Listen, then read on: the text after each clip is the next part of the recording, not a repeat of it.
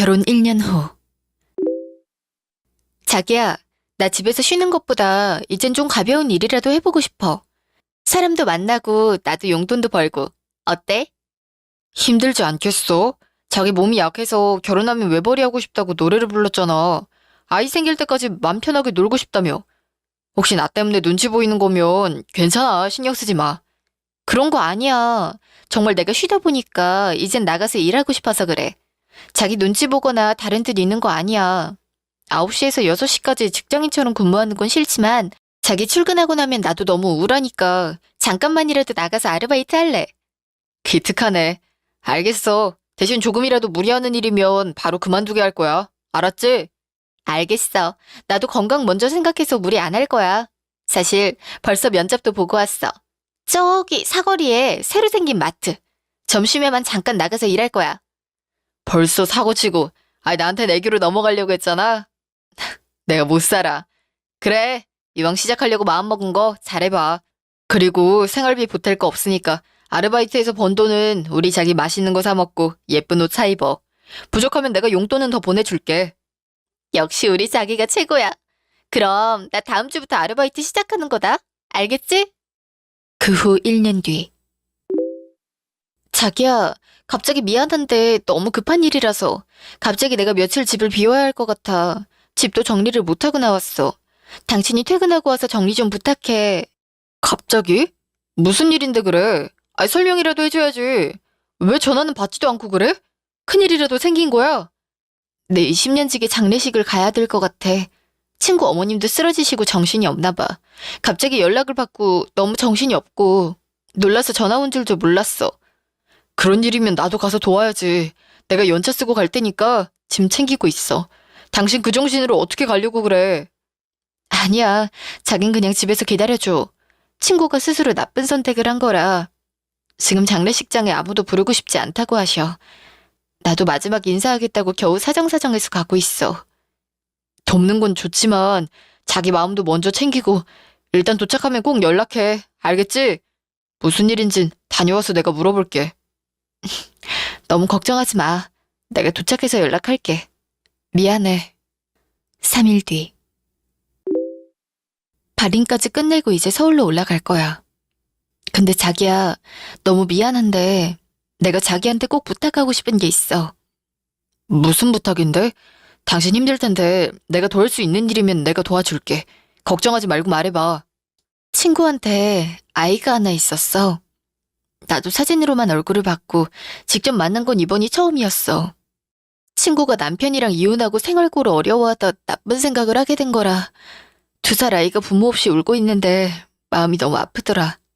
그래서 아이를 도와주고 싶어. 그럼 아이를 후원이라도 해주고 싶은 거야? 나도 그런 도움은 얼마든지 생각할 수 있어. 후원? 어쩌면 후원일지도 모르고.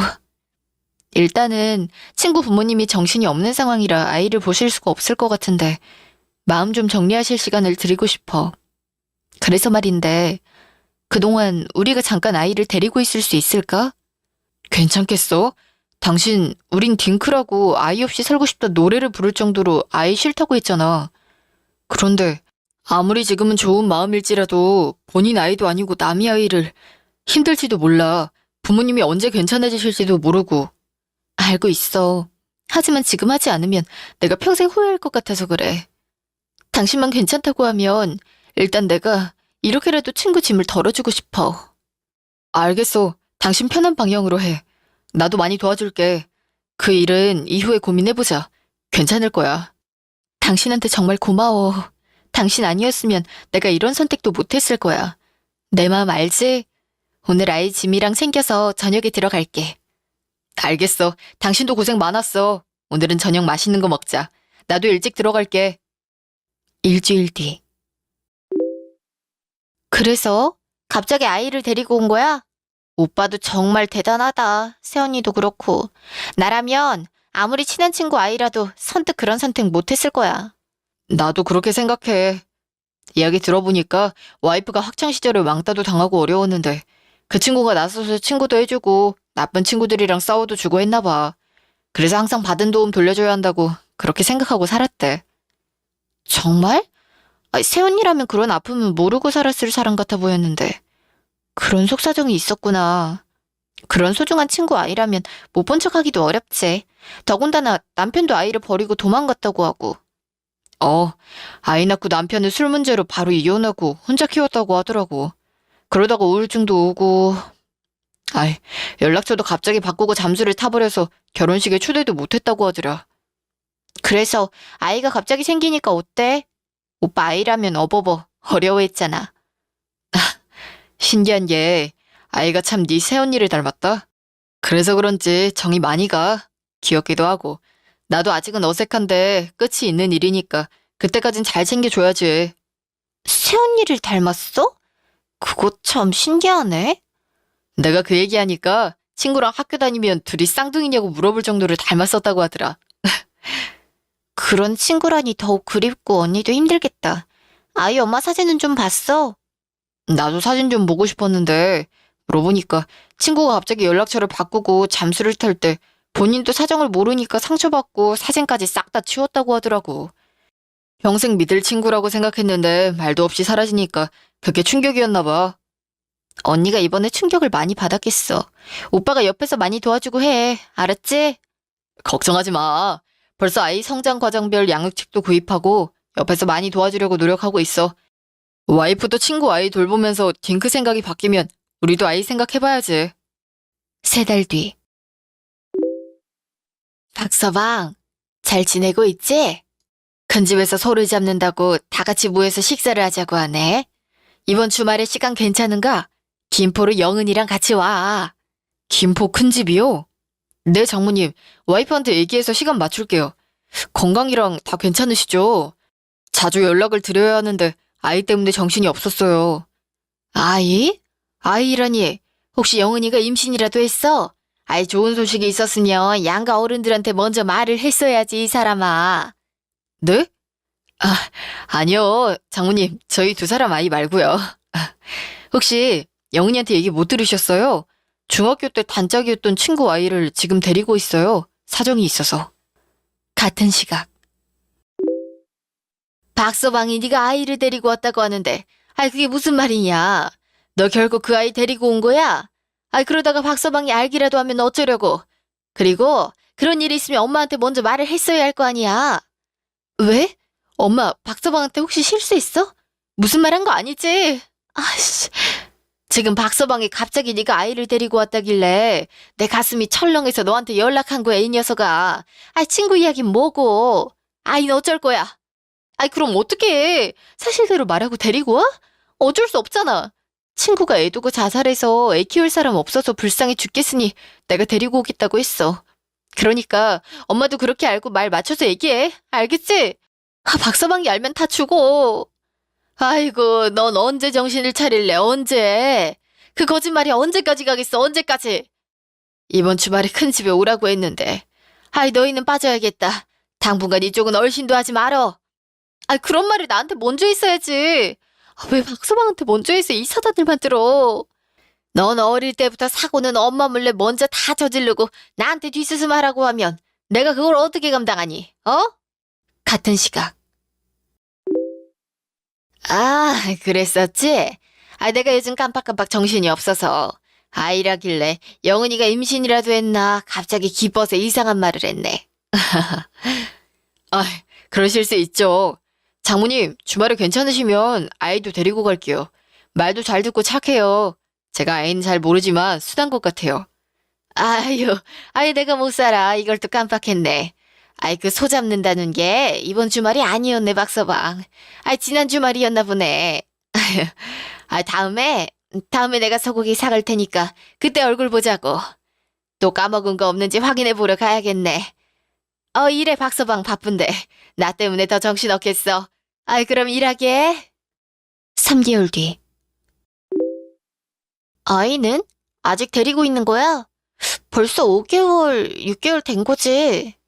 오빠, 이렇게 지내다가 반년이 1년, 5년, 10년이 될 거야. 그쪽 부모님 뭐 하고 있는 거야?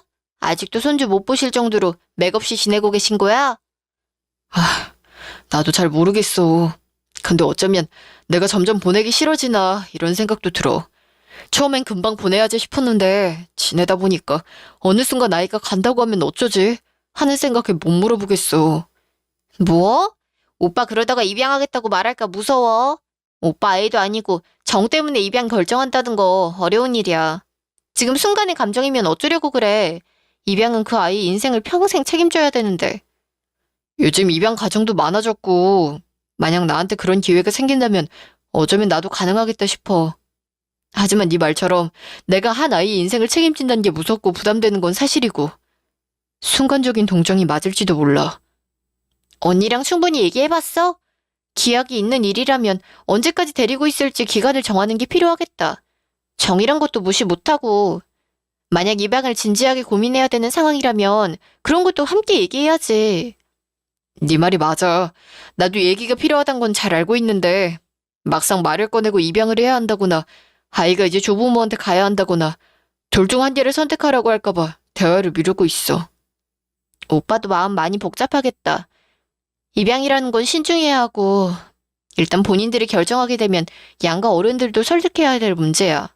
그리고 이렇게 계속 시간을 보내는 건 그쪽 조부모에게도 나쁜 일인 것 같아. 어느 정도 상처가 아물었다면 이젠 현실도 돌보셔야지. 나도 그렇게 생각해. 조만간 한번 얘기해봐야겠어. 고맙다. 다음 날.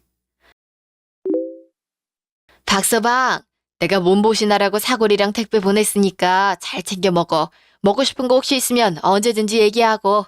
알겠지? 장모님, 매번 감사해요. 그리고 좋은 거 있으면 장모님 장인어른 먼저 챙겨 드시지. 저희까지 챙기지 않으셔도 괜찮아요. 지난주에도 홍삼 보내주셨고, 저번엔 좋은 버섯이라고 그대로 또 저희 주셨잖아요. 아니야. 우린 다 늙어서 그런 거 먹어도 힘도 못 써. 젊은 사람들이 먹고 힘을 내야지. 박서방, 내가 박서방한테 항상 고맙고 미안하고 그래. 우리 영은이가 철이 없고 그럴 텐데. 박서방이 듬직하게 우리 영은이 옆에 있어줘서 참 다행이야. 아유, 그런 말씀 마세요, 장모님. 전 영은이만 보면 매번 미안해요. 저 때문에 유학도 못 가고 결혼하고 좋은 대학교 미술 전공으로 졸업하고 지금 저 때문에 일도 쉬는 거 보면 제가 죄인이죠. 박서방이 그렇게 생각해주면 우리야 너무 고맙지. 일주일 뒤. 자기야, 이것 봐. 자기 디자이너 일하고 싶다고 그렇게 노래를 불렀었는데 그렇지? 근데 이번에 우리 협력업체 회사에 디자이너 모집 공고가 올라왔어. 조건도 너무 좋고 저 회사 규모면 자기가 이루고 싶던 꿈 이룰 수 있을 거야. 어때? 정말? 와, 정말 꿈만 같은 직장이네. 그래? 근데 당신 반응은 좋아 보이지 않는데. 무슨 걱정이라도 있는 거야? 사실 하준이 때문에 그래. 하준이가 우리 집에 오면서 아르바이트도 그만두게 됐고. 근데 일 나가게 되면 내가 하준이 돌보기 너무 어려울 것 같아서. 아이, 그렇지. 확실히 자기가 일하면서 아이까지 돌본다는 건 어려운 일이야. 자기야, 나도 마음은 많이 아프지만 우리가 하준이 위해서 결정을 해야 될 것 같아. 언제까지 하준이를 기약 없이 데리고 있을 순 없어. 당신도 알고 있지? 나도 알고 있어. 근데 지금 이 말하는 건 무슨 뜻이야? 이제 하준이 보내자는 거야? 아직 친구 어머님도 여전하시고 지금은 아니야. 사실 우리가 반년을 하준이를 데리고 있었는데 마음이 있으셨다면 아무리 어려운 상황이더라도 우리에게 한 번이라도 연락을 하셨겠지. 그런데 연락 한 번 없고. 맞아, 자기야. 그래. 사실 정신이 없다는 게 친구에게 애착이 없다는 거였어. 뭐? 애착이 없다니 그건 또 무슨 말이야? 당신이 부담 느낄까봐 내가 말을 못했어. 사실 친구 부모님도 이혼 가정에 친구 어머님이 홀로 친구 방치하고 키우신 거라 친구가 죽었어도 한 번을 슬퍼하지 않고 본인 먹고 살 걱정만 하신 분이야. 그런 이야기를 지금 하면 어쩌자는 거야? 왜 자꾸 나도 모르는 게 나오고 불어나는 거야? 너 혼자만 알고. 오빠가 전부 다 알게 되면 하준이 데리고 올 때 반대할까 봐 그랬어. 돌아갈 곳이 없다고 하면 부담을 느낄까 봐. 하준이, 우리가 키우지 않으면 고아원으로 가야 돼. 우리가 버리는 거라고. 나한테도 생각할 시간을 좀 줘. 사실 나도 하준이 보낸다고 생각하면 가슴이 너무 많이 아팠어. 근데 성인이 될 때까지 내가 책임질 수 있을지에 대해서는 나도 스스로 아직 확답을 못 주겠어. 하준이 조금만 더 크면 나도 나가서 일할게. 미술 안 해도 괜찮아. 나 유학도 포기하고 자기 선택하고 결혼했어. 알고 있잖아. 그런 사람이어서 내가 당신한테 일할 수 있는 기회를 주고 싶던 거야. 근데 아이 때문에 또다시 꿈을 포기해야 되니까 그게 너무 아쉬운 거고. 아니, 나 아쉽지 않아. 난 괜찮아. 아무리 좋은 대학 디자인 학과를 나왔어도 모든 디자이너들이 선망하는 회사에 입사한다고 하더라도 난 그 꿈 포기하고 지금은 하준이랑 같이 지내고 살고 싶어. 그게 지금 내 꿈이야. 당신이 그렇게 생각한다면 내가 당신 꿈 도와줄게. 나 때문에 꿈을 포기했고 난 당신한테 늘 죄인이었어. 내가 당신을 도울 수 있다면 내가 전부 해줄 거야. 걱정하지 마. 고마워. 정말 고마워. 하준이, 내가 정말 열심히 키울 거야. 하늘나라에 먼저 간 우리 천사가 보내준 것 같아. 그래서 더욱 사랑스럽고 잘해주고 싶어. 우리 아이라고 생각하고 나 최선을 다할 거야. 영훈아, 나도 하준이한테 친아빠처럼 정말 잘할게. 하준이가 어려서 정말 다행이야. 본인 버리고 간 나쁜 새끼 기억하지 못해서. 내가 친아빠 그 이상으로 다 해줄 거야. 우리 그렇게 사랑으로 키우자. 정말 고마워, 자기야. 사랑해. 다음 날. 아유, 정말 미친 거야. 아이, 그러니까 그냥 엄마가 키우겠다니까. 난 살 떨려서 네가 그 아이 키우는 거 못 봐. 아이, 그러다가 박서방이 알게 되면 어쩔 건데. 엄마, 평생 모른다니까. 그리고 나중에 10년 넘게 살다가 알게 되면 어쩔 건데. 이미 정들어서 그 사람 성격에 절대 우리 못 버려. 결국 무릎 꿇고 울고불고 하면 다 들어줄 그런 사람이라니까. 아이고, 요거사 정신 차려. 그냥 엄마가 키우겠다고 하고 데리고 와. 내 새끼야. 내가 키울 거라고. 네 새끼인 건 알고 있냐? 아이, 그런 애를 두고 결혼을 해? 아, 근데 왜 지금 와서 잘 살고 있는 애를 데리고 오냐고. 엄마, 이런 게 모성인가 봐. 그땐 죽도록 믿고 싫었는데 데리고 오니까 핏줄이라고 땡기더라. 날 닮았는지 눈이 크고 귀여워. 나도 어릴 때 저렇게 예뻤나? 정말 철이 없다 해도 아이, 너처럼 없을까? 아이고, 난 모르겠다, 모르겠어. 박수방 알더라도 난 모르는 일이니까 너 알아서 해. 일주일 뒤. 안녕하세요. 박상준 씨 맞으시죠? 잠시 연락 괜찮으십니까? 네, 제가 박상준인데 누구시죠? 전 처음 보는 성함인데요. 저는 이하준 아빠 되는 사람입니다. 하준이 아빠요?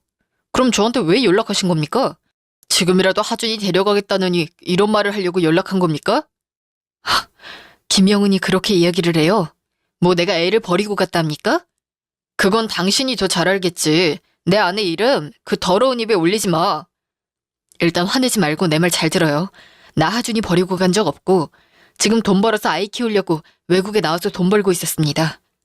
당신이 여자랑 애만 버리고 가서 하준이 엄마가 너무 힘들어서 자살을 한 거 아닙니까? 그런 사람이 무슨 자격으로 돈을 벌어서 아이를 먹여 살립니까? 에? 하준이 엄마가 자살이라뇨? 그것도 김영은이 그렇게 말을 해요. 하준이 엄마 멀쩡히 잘 살아 있습니다. 아주 잘요. 그게 무슨 말입니까? 지금 나한테 거짓말하는 거죠? 집사람이 장례식도 다녀왔어요. 당신이 아이를 버렸고 외조모도 애엄마 손주 남을 나라에서 결국 우리가 데리고 온 겁니다. 박상준 씨, 내 말 잘 들어요. 당신 김영은 그 여자한테 속고 있어요. 뭐? 당신이 뭔데 내 아내가 날 속인다 만다 그딴 말을 해.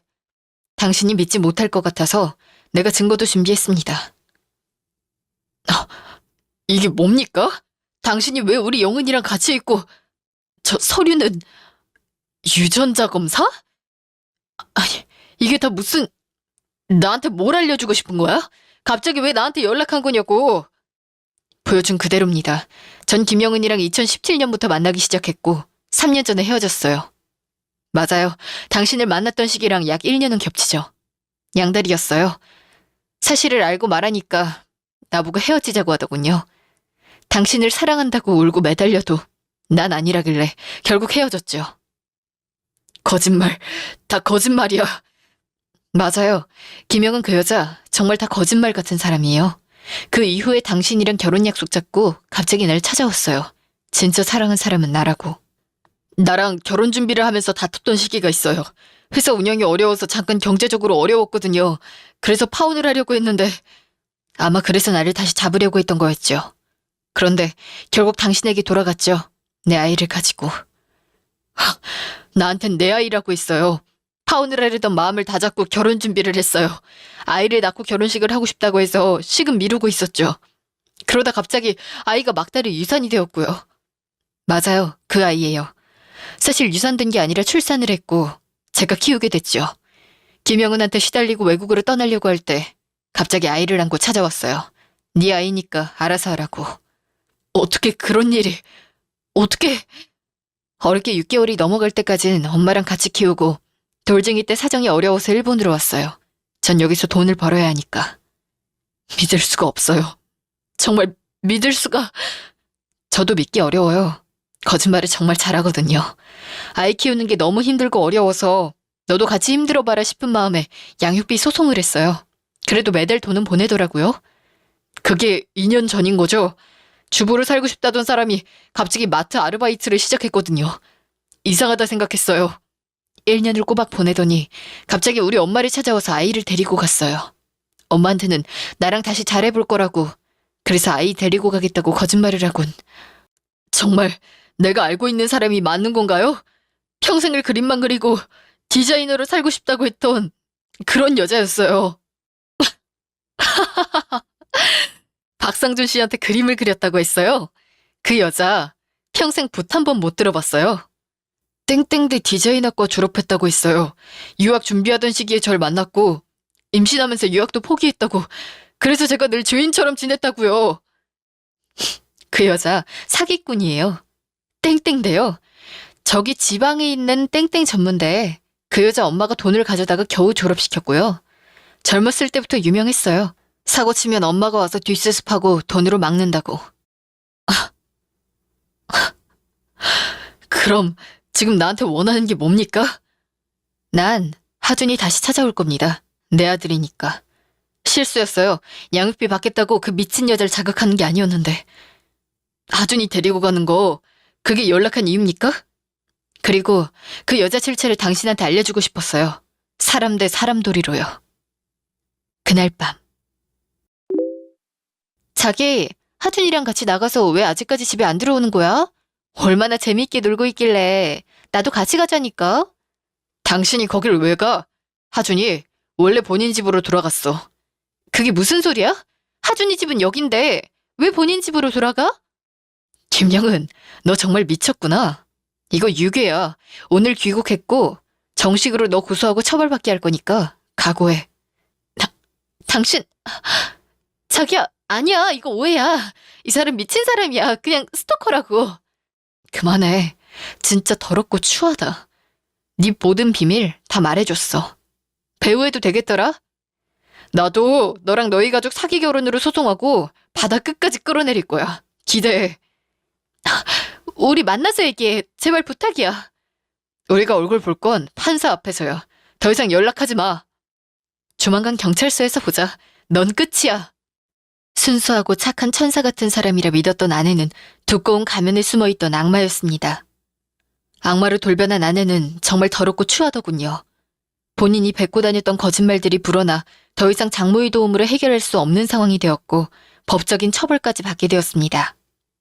모든 일이 끝나고 하준이와 저는 좋은 삼촌과 조카로 남기로 했습니다. 도와준 하준이 아빠와 함께 든든한 의리 패밀리가 되었네요. 바늘 도둑이 소도둑이 된다는 말처럼 여러분들도 작은 거짓말이라도 조심하는 사람이 되시길 바랍니다.